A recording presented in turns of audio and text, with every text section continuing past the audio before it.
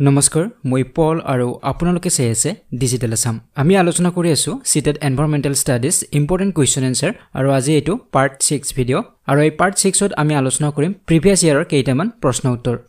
প্ৰথম প্ৰশ্নটো হৈছে in the village of Bihar many farmers do bee keeping and collect honey to earn extra money the best time to start bee keeping is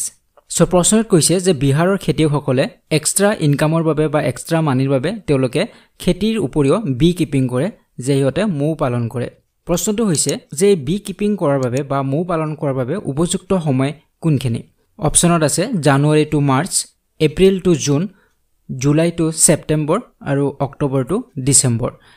ইয়াৰে শুদ্ধ উত্তৰ হ'ব অপচন নম্বৰ 4 অক্টোবৰ টু ডিসেম্বৰ গতিকে October পৰা ডিসেম্বৰ মাহৰ ভিতৰত মৌমাখিবোৰে কণী পাৰে গতিকে সেইভাবে এই সময়ছোৱা সকলকে উত্তম হয় বি কিপিংৰ বাবে গতিকে আপোনালোকে জানে যে এনেদৰে কাঠৰ বক্স এটাৰ ভিতৰত বি কিপিং কৰিব পাৰে মৌ পালন কৰিব পাৰে আৰু এই মৌ ৰসবোৰ সময়ত বিক্ৰী কৰি এক্সট্ৰা ইনকাম বা এক্সট্ৰা পইচা কিছু কালেক্ট কৰিব পাৰে গতিকে বিহাৰৰ খেতিয়কসকলে এনেদৰে খেতিৰ ওপৰত তেওঁলোকে বি কিপিং কৰি এক্সট্ৰা পইচা ইনকাম কৰে এতিয়া আহিছো কোৱেশ্চন নম্বৰ 2 লৈ select the one which is different from the others সেতলত চাৰিটা অপচন দিয়া হৈছে আৰু এই অপচন কিটা চাৰিবিধ প্ৰডাক্টৰ নাম দিয়া হৈছে যেনে পেট্ৰল পেৰাফিন ওয়্যাক্স গ্ৰীছ আৰু কোয়েল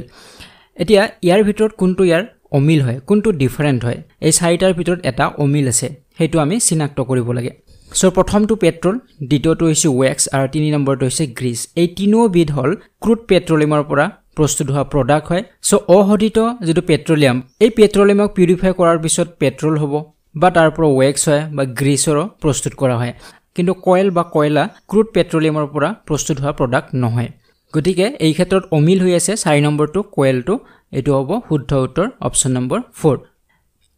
এতিয়া আছে কোৱেশ্চন নম্বৰ 3 লৈ nepenthes is a plant which traps and eats frogs insects and even mice in our country this plant is found in so এই প্ৰশ্নত কৈছে যে নেপেন্থিছ বা ইয়াক অসমীয়াত কলসী উদ্ভিদ বুলি কোৱা হয় এই উদ্ভিদবিধ মাংসভোজী হয় আৰু এই উদ্ভিদবিধে ফ্ৰগস ভেকুলি বা যিকোনো পৰুৱা আনকি নিগনি এই সকলোবোৰ খাব পাৰে গতিকে এই কলসী উদ্ভিদ বা নেপেন্থিছ হৈছে এবিধ কাৰ্নিভাৰাছ প্লান্ট হয় বা মাংসভোজী প্লান্ট হয় গতিকে আমাৰ ভাৰতবৰ্ষত কোনখন ৰাজ্যত এই উদ্ভিদবিধ পোৱা যায় অৰুণাচল প্ৰদেশ মেঘালয় আসাম উৰিষ্যা সো ইয়াৰ শুদ্ধ উত্তৰ হ'ব অপচন নম্বৰ 2 মেঘালয় সো মেঘালয়ত এই উদ্ভিদবিধ পোৱা যায় আপোনালোকে পিকচাৰত দেখাই পাইছে এটো হৈছে কলসী উদ্ভিদ বা নেপেন্থিছ যেনেদৰে ইয়াৰ ভিতৰত এটা নিগনিও আছে গতিকে এনেদৰে নিগনি হওক বা যিকোনো ফ্ৰগস ইনসেক্টস এইবোৰ খাব পাৰে গতিকে কাৰ্নিভাৰাছ উদ্ভিদ হয় এতিয়া আহিছো কোৱেশ্চন নম্বৰ 4 লৈ select from the following the characteristics of the house of Leh and Ladakh so ইয়াতে চাৰিটা ষ্টেটমেন্ট দিয়া হৈছে চাৰিটা বৈশিষ্ট্য দিয়া হৈছে লে আৰু লাডাখত যিবিলাক ঘৰ আছে ট্ৰেডিশনাল সেই ঘৰবোৰ কেনে ধৰণৰ হয় তাৰ বৈশিষ্ট্য চাৰিটা দিয়া হৈছে ইয়াৰে কোন কেইটা শুদ্ধ হয় এই চাৰিটা বৈশিষ্ট্যৰ ভিতৰত কোন কেইটা বৈশিষ্ট্য লে আৰু লাডাখৰ ঘৰৰ হয় প্ৰথম বৈশিষ্ট্য হৈছে স্লেন্টিং উডেন ৰুফস মেড অফ ট্ৰী ট্ৰাঙ্কস যে কাঠেৰে ইয়াৰ ছালবোৰ বনোৱা হয় আৰু ছালবোৰ স্লেন্টিং হয় যেনে আমাৰ এক্সেলিয়া ঘৰ যিবিলাক আছে এখনে ছাল থাকে স্লোপিং থকা হেতুক স্লেন্টিং বুলি কোৱা হয় গতিকে স্লেন্টিং উডেন ৰুফস এটো লে আৰু লাডাখৰ ঘৰৰ বৈশিষ্ট্য নহয় 2 নম্বৰত কৈছে গ্ৰাউণ্ড ফ্লোৰ উইদাউট উইন্ডো যে এটো একেবাৰে শুদ্ধ হয় যে গ্ৰাউণ্ড ফ্লোৰ তেওঁলোকৰ উইন্ডো নাথাকে আৰু সি নম্বৰত কৈছে ঠিক walls made of stones mud and lime এটো শুদ্ধ হয় যে তেওঁলোকৰ ওয়ালবোৰ ঠিক হয় বহুত ডাঠ ওয়াল তেওঁলোকে বনায় যে আৰু তাত বহুত বেছি ঠাণ্ডা হয় বাবে ডাঠ ওয়াল তেওঁলোকে বনায় আৰু ষ্টন হিল বা মাড বা লাইম এইবিলাকৰ জৰিয়তে ইহঁতে ওয়ালবিলাক বনায় আৰু ডি নম্বৰত কৈছে উডেন ফ্লোৰ আৰু ফ্লোৰটো সদায় উডেন হয় যে ফ্লোৰটো সাধাৰণতে আমাৰ পকি হয় কিন্তু তেওঁলোকে ফ্লোৰটো উডেন ৰাখে কাঠৰে তেওঁলোকে ফ্লোৰটো বনায় গতিকে আমি যদি চাওঁ বি সি আৰু ডি ক্যাৰেক্টাৰিষ্টিক হয় বৈশিষ্ট্য হয় লে আৰু লাডাখৰ ঘৰৰ কিন্তু এ নম্বৰটো বৈশিষ্ট্য নহয় গতিকে সেই হিচাপত চাব গলে শুদ্ধ উত্তৰ হ'ব অপচন নম্বৰ 2 বি সি আৰু ডি এতিয়া আহিছো কোৱেশ্চন নম্বৰ 5 লৈ growing the same crop over and using so many chemicals makes the soil so আমি এডখৰ মাটিতে যদি একেবিধ শস্য বাৰে বাৰে যদি আমি ৰোপণ কৰিব বাৰে বাৰে সেই একেবিধ খেতি আমি কৰি থাকো আৰু বাৰে বাৰে যদি আমি কেমিকেলছবোৰ তাত ব্যৱহাৰ কৰো যিমান বিলাক আমি ফাৰ্টিলাইজাৰ ব্যৱহাৰ কৰো ৰাসায়নিক সাৰ ব্যৱহাৰ কৰো এইবিলাক ব্যৱহাৰ কৰাৰ ফলত কি হ'ব মাটিডখৰ হেতু হল প্ৰশ্ন ফাৰ্টাইল যে উৰ্বৰা শক্তি বাঢ়িব মাটিডোখৰৰ বেৰেন উৰ্বৰা শক্তি নোহোৱা হৈ যাব 3 নম্বৰত কৈছে useful for a special kind of crop আৰু তেনেকুৱা কৰিলে বিশেষ শস্যৰ বাবে বেছি উপকাৰী হয় 4 নম্বৰত কৈছে ফিট ফৰ ইৰিগেশ্যন বা তেনেকুৱা কৰিলে সেই মাটিডোখৰ ইৰিগেশ্যনৰ বাবে উপযুক্ত হ'ব গতিকে আমি যদি এডোখৰ মাটিত এবিধ খেতি বাৰে বাৰে কৰি থাকো আৰু তাৰ আমি প্ৰচুৰ পৰিমাণে আমি কেমিকেলছ বা যিবিলাক আমাৰ ৰাসায়নিক সাৰ বা ফাৰ্টিলাইজাৰ এইবোৰ আমি ব্যৱহাৰ কৰি থাকিম তেতিয়া মাটিডোখৰৰ উৰ্বৰা শক্তি নোহোৱা হৈ যায় গতিকে অপচন নম্বৰ 2 হ'ব শুদ্ধ উত্তৰ যে বেৰেন হৈ যাব যেটো আপোনালোকে ছবিত দেখা পাইছে মাটিবিলাক তেনেকুৱা উৰ্বৰা শক্তি নোহোৱা হৈ যাব তাত আমি শস্য কৰিলে ভাল আমাৰ খেতি নহব সেইবাবে এটা খেতি কৰি উঠাৰ পিছত আমি লগলগে আন এটা খেতি কৰিব নালাগে তেনেকুৱা কৰিলে মাটিৰ উৰ্বৰা শক্তি কমি যায় এতিয়া হৈছে কোৱেশ্চন নম্বৰ 6 লৈকে for making Madhubani paintings the artist uses আমি অলৰেডি এটা ভিডিওত আলোচনা কৰিছিলে মধুবাণী পেইন্টিংৰ কথা সো আমি সেই ভিডিওত আলোচনা কৰিছিলো যে মধুবাণী পেইন্টিং হেবোৰ মিথিলা ৰিজিয়ন বা তাক বিহাৰত পোৱা যায় বিহাৰৰ মিথিলা ৰিজিয়নত পোৱা যায় মধুবাণী পেইন্টিং সো এই পেইন্টিংবোৰ পৰম্পৰাগত এবিধ পেইন্টিং হয়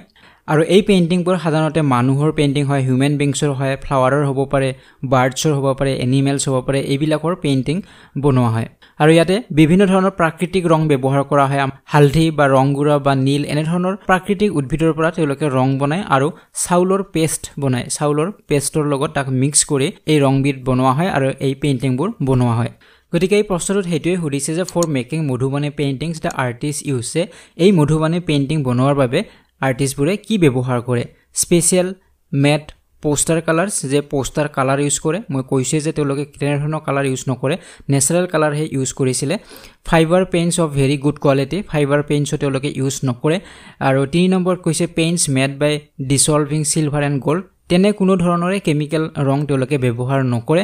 4 নম্বৰত কৈছে coloured pest of powder rice আৰু এইটো একেবাৰে শুদ্ধ উত্তৰ যে তেওঁলোকে চাউলৰ পাউডাৰ বনাই বা পিঠাগুৰি বনাই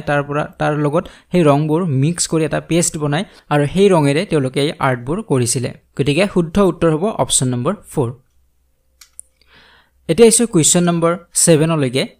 select from the following a group disease caused by mosquitoes so এই প্ৰশ্নত কৈছে যে তলত 4টা অপচন দিয়া হৈছে ইয়াৰ অপচনবোৰত বিভিন্ন বেমাৰৰ নাম দিয়া হৈছে ইয়াৰে কোনটো অপচনত মোহৰ দ্বাৰা সংক্ৰমিত হোৱা বেমাৰৰ নাম দিয়া হৈছে এটো আমি চুজ কৰিব লাগিব প্ৰথম অপচনটো হৈছে malaria dengue cholera so malaria আৰু ডেংগু এই দুটাই মোহৰ পৰা সংক্ৰমিত হয় কিন্তু কলেৰা নহয় গতিকে এইটো অপচন ভুল হ'ব 2 নম্বৰ যদি চাও মেলেৰিয়া চিকুনগুনিয়া আৰু টাইফয়েড ইয়াৰে মেলেৰিয়া আৰু চিকুনগুনিয়া এই দুটাই মোহৰ পৰা সংক্ৰমিত হয় কিন্তু টাইফয়েড নহয় গতিকে এইটো অপচন ভুল হ'ব আৰু 3 নম্বৰত কৈছে ডেংগু মেলেৰিয়া আৰু চিকুনগুনিয়া এইটো একেবাৰে শুদ্ধ উত্তৰ যে ডেংগু হক মেলেৰিয়া হক চিকুনগুনিয়া হক এই তিনিওবিধে মোহৰ জৰিয়তে বা মস্কিটোৰ জৰিয়তে সংক্ৰমিত হয় গতিকে শুদ্ধ উত্তৰ হ'ব অপচন নম্বৰ 3 গতিকে আমি কোনবিলাক বেমাৰ কেনেদৰে সংক্ৰমণ হয় সেই বিষয়ে আমি কিছু পৰিমাণে জানিব লাগিব যে টাইফয়েড কেনেদৰে হয় সংক্ৰমণ হয় কলেৰা কেনেদৰে সংক্ৰমিত হয় এইবিলাক আমি জানিব লাগিব এতিয়া আছে কোৱেশ্চন নম্বৰ 8 লৈ select the correct characteristics of petroleum from the following যে পেট্ৰোলিয়ামৰ কাৰেক্ট ক্যাৰেক্টাৰিষ্টিক বা বৈশিষ্ট্য কোনটো শুদ্ধ বৈশিষ্ট্য কোনটো হ'ব এটো বাছিব দিছে তলত 4টা অপচন দিয়া হৈছে অপচন 4টাত 4টা বৈশিষ্ট্য দিয়া হৈছে ইয়াৰে কোনটো শুদ্ধ বৈশিষ্ট্য হ'ব পেট্ৰোলিয়াম মানে হৈছে মাটিৰ তলত থকা অৱস্থাত মাটিৰ তলৰ পৰা যেতিয়া বাহিৰৰ ওলাই আনিব বা তাক পিউৰিফাই কৰা হ'ব তাৰ পিছত পেট্ৰল বনাই বা বাকি সামগ্ৰীবোৰ বনাই হেতু বেলেগ কিন্তু মাটিৰ তলৰ পৰা যেতিয়া ওলাই আনে বা তাক যেতিয়া ৰ অৱস্থাত থাকে পিউৰিফাই কৰাৰ আগৰ মুহূৰ্তত সেই সময়ৰ বৈশিষ্ট্যৰ কথা ইয়াতে কৈছে সো আপোনালোকে ছবিত নিশ্চয় দেখিছে এইবোৰ হৈছে ক্ৰুড অয়েল বা ক্ৰুড পেট্ৰোলিয়াম বুলি কোৱা হয় সো প্ৰথম যেটো অপচন এটো শুদ্ধ উত্তৰ হয় যে স্মেলি ঠিক ডাৰ্ক কালাৰ অয়েল যে ইয়াৰ এটা গন্ধ থাকে স্মেল আছে ঠিক হয় বহুত ডাঠ হয় পিউৰিফাই কৰাৰ পিছত আমাৰ পেট্ৰলবোৰ আপোনালোকে দেখিছে এইবোৰ বহুত পাতল হয় কিন্তু পিউৰিফাই কৰাৰ আগৰ মুহূৰ্তত ৰ অৱস্থা যেতিয়া থাকে তেতিয়া বহুত ঠিক হয় ডাঠ হৈ থাকে তাৰ পিছত কৈছে ডাৰ্ক কালাৰ্ড অয়েল আৰু ইয়াৰ ৰংটো কলা হয় কিন্তু পিউৰিফাই কৰাৰ পিছত আমি পেট্ৰলৰ কালাৰ আমি দেখিছো কেনে ধৰণৰ হয় কিন্তু তাৰ আগৰ মুহূৰ্তত ৰ অৱস্থাত থকা সময়ত কিন্তু তাৰ কালাৰটো ডাৰ্ক কালাৰ হয় কলা ৰঙৰ হয় গতিকে শুদ্ধ উত্তৰ হ'ব অপচন নম্বৰ 1 এটা আছে কোৱেশ্চন নম্বৰ 9 লৈকে one pashmina shawl is as warm as normal sweaters and hours are taken to weave a plain pashmina shawl so ইয়াতে কোৱা হৈছে যে পাশমিনা শলৰ কথা কৈছে যেটো আপোনালোকে ছবিত যিখন দেখা পাইছে এইখন শল হৈছে পাশমিনা শল কিন্তু এইখন এমব্ৰয়ডাৰীড কৰা হয় ইয়াতে কিন্তু প্লেন পাছমিনা শ্বলৰ কথাহে কৈছে যে প্লেন তাত কোনো ধৰণৰ এমব্ৰইডাৰী নাথাকিব প্লেন হ'ব সেইখন শ্বল বনোৱাতে কিমান সময় লাগে আৰু ইয়াৰ উত্তাপ বা ইয়াৰ যেটো গৰম এইখন উৰাৰ পিছত কিমানটা নৰ্মেল সোৱেটাৰৰ সমান হয় হেতু হল প্ৰশ্ন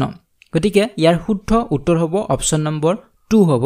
যে 1 pashmina shawl is as warm as 6 normal sweaters যে 6টা আমি যদি নরমাল সোয়েটার পিন্ধিলে আমাৰ যিমান গৰম লাগিব এই এখন যদি আমি পশমিনা shawl আমি উৰু তেতিয়া হিমানে আমাৰ গৰম লাগিব গতিকে হেতু হল তাৰ পিছত কৈছে যে প্লেন যদি এনে ধৰণৰ shawl এখন বনাব লাগে কিমান সময় লাগে 250 ঘণ্টা সময় লাগিব তেতিয়াহে এখন প্লেন পশমিনা shawl হ'ব যিখন ছবিত দেখিছে এখন প্লেন নহয় এখন এমব্ৰইডাৰি কৰা এখন আৰু বেছি সময় লাগিব কিন্তু প্লেন এখন বনাব লাগিলে 250 ঘণ্টা সময় লাগে আৰু ইয়াৰ উত্তাপ বা ইয়াৰ গৰম হ'ব 6টা নৰমাল সোয়েটাৰত যিমান উত্তাপ বা গৰম দিয়ে আমাক এখন শলে আমাক হিমানেই উত্তাপ দিয়ে গতিকে শুদ্ধ উত্তৰ হ'ব অপচন নম্বৰ 2 আৰু এইবোৰ উলৰ জৰিয়তে বনোৱা হয় আৰু বিশেষ কৰি এইবোৰ প্ৰস্তুত কৰা হয় কাশ্মীৰত প্ৰথমবাৰ চেনেলটো ভিজিট কৰিছে তেনেহলে চেনেলটো সাবস্ক্ৰাইব কৰক আৰু কাষৰে থকা বেল আইকনটো প্ৰেছ কৰিবলৈ একেবাৰে নাপাহৰিব পৰৱৰ্তী ভিডিঅত পুনৰবাৰ লগ পোৱাৰ আশাৰে আজিলৈ বিদায় লৈছো